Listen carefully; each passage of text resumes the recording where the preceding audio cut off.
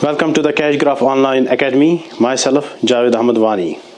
So, today's topic is Ohm's Law. Before starting our topic, I urge all people to help those who are lack of resources in this time of grief, because calling anyone poor is not a good term. Anybody can be poor if he is lack of resources.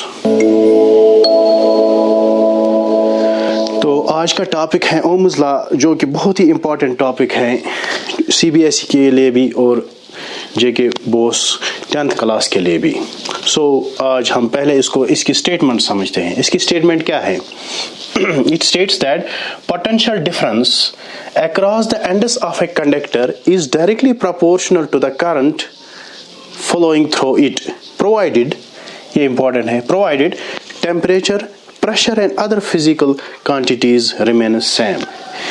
इसको हम ऐसे समझते हैं कि जो potential difference होता है, फिलहाल हम ऐसे समझेंगे, let us suppose it is a conductor, इसका पोटेंशियल डिफरेंस V है, पॉइंट A पॉइंट B, तो जो करंट है उसको हम ऐसे डिनोट करते हैं जैसा आप जानते ही हैं, जो कि हमने पिछले टॉपिक में पढ़ा है। यानी जो potential difference across the conductor, let us suppose it's a conductor, इसके इस एंड्स के बीच कितना पोटेंशियल डिफरेंस होगा, वो किसके बराबर है? वो डायरेक्टली प्रोपोर्शनल है करंट के। वो ऐसे हम समझेंगे, यानी V is directly proportional to the I। यानी जो potential difference across a conductor है वो directly proportional to the I, यानी जितना ये बढ़ेगा उतना ये भी बढ़ेगा। इसको हम ऐसे भी लिख सकते हैं, V is equal to R I। जो ये R है ये कांस्टेंट ऑफ प्रोपोर्शनलिटी है।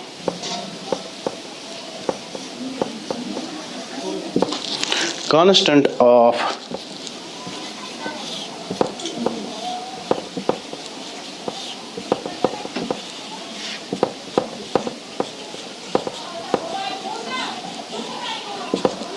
प्रोपोर्शनलिटी है, उसको हम रेजिस्टेंस बोलते हैं।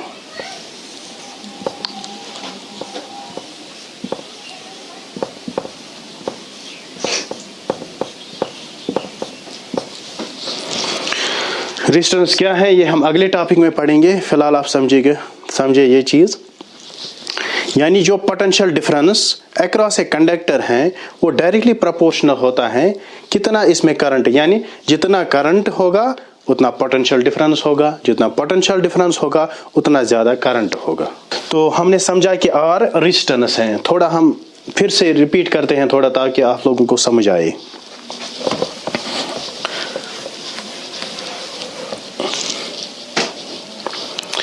क्योंकि जैसा मैंने कहा कि potential difference across a conductor और the conductor is directly proportional to the current flowing through it. इसको हम आसान बनाते हैं, जो पोटेंशियल डिफरेंस है हम ऐसे लिखेंगे, पोटेंशियल डिफरेंस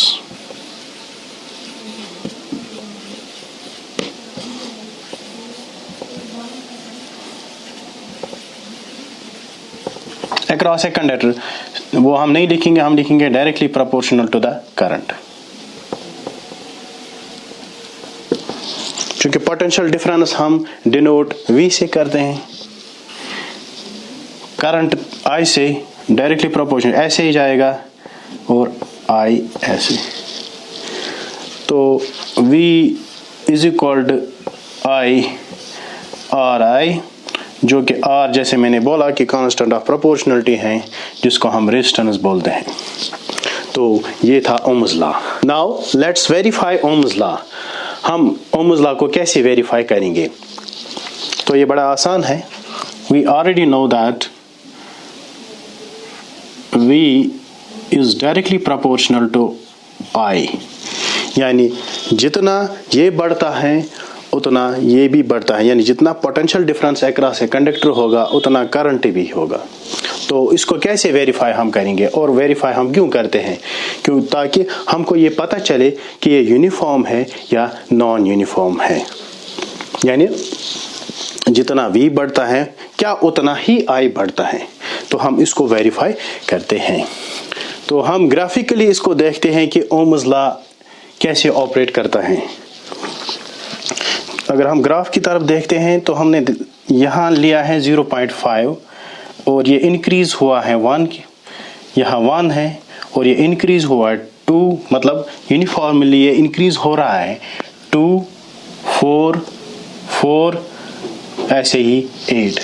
तो इससे हमें ये पता चलता है कि जो ओम्स लॉ ये यूनिफॉर्मली इंक्रीज होता है और जो इसका ग्राफ आता है वो हमें स्ट्रेट लाइन आता है।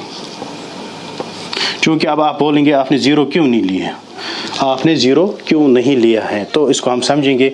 अगर हम इसको 0 लेंगे यानी v 0 होगा, वो डायरेक्टली प्रोपोर्शनल टू I, या हम डिराइव करते हैं ऐसे v is equal to r I।